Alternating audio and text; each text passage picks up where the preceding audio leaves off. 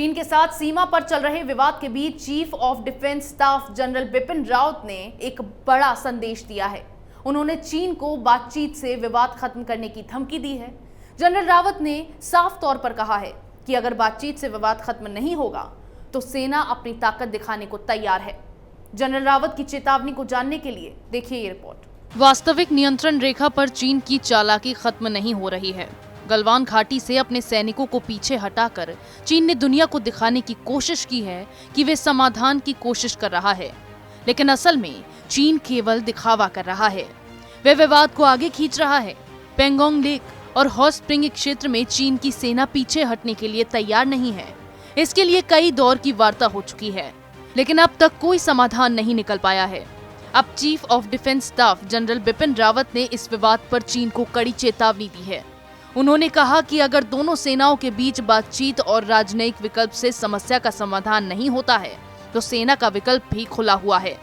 General Bipin Rawat ने कहा, वास्तविक नियंत्रण रेखा पर गतिरोध अलग अलग धारणाओं के कारण होते हैं। रक्षा सेवाओं को ऐसे अभियानों पर निगरानी रखने और घुसपैठ को रोकने का काम सौंपा जाता है। ऐसी किसी भी गतिविधि का शांतिपूर्वक हल करने और घुसपैठ को रोकने के लिए सरकारी दृष्टिकोण अपनाया जाता है।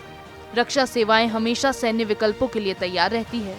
रक्षा मंत्री राजनाथ सिंह, राष्ट्रीय सुरक्षा सलाहकार अजीत डोभाल और राष्ट्रीय सुरक्षा के लिए जिम्मेदार सभी लोग इस काम में लगे हुए हैं। लेकिन अगर इससे समाधान नहीं होता है तो सेना का इस्तेमाल किया जाएगा। दरअसल पिछले दिनों रक्षा मंत्री राजनाथ सिंह ने राष्ट्रीय सुरक्षा सलाहकार अजीत डोभाल और तीनों सेना प्रमुखों से सीमा विवाद पर चर्चा की। इस चर्चा के बाद जनरल बिपिन रावत ने चीन को कड़ी चेतावनी दी। जनरल रावत ने धूर्त चीन को बता दिया कि अगर बातचीत से समाधान नहीं होता है तो सेना अपनी ताकत दिखाएगी। इससे पहले भी जनरल रावत ने कई बार कहा है कि चीन की सेना का मुकाबला करने के लिए भारत तैयार है। रक्षा मंत्री राजनाथ सिंह ने भी चीन को चेतावनी दी है। उन्होंने भी करगिल जैसे किसी भी हमले को उसी तरह से जवाब देने की बात कही है।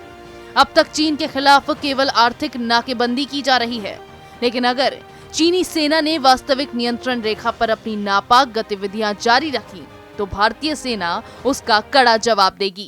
चीन की चालाकी का जवाब देने की पूरी तैयारी कर ली गई है। भारत ने भी सीमा पर सैनिकों की संख्या बढ़ा दी है। एलएसी के पास भारतीय सेना की अतिरिक्त बटालियन तैनात है। यही नहीं, सर्दी के मौसम में यहां पर निगरानी बढ़ाने के लिए 35,000 अतिरिक्त सैनिक भेजने की तैयारी की जा रही है।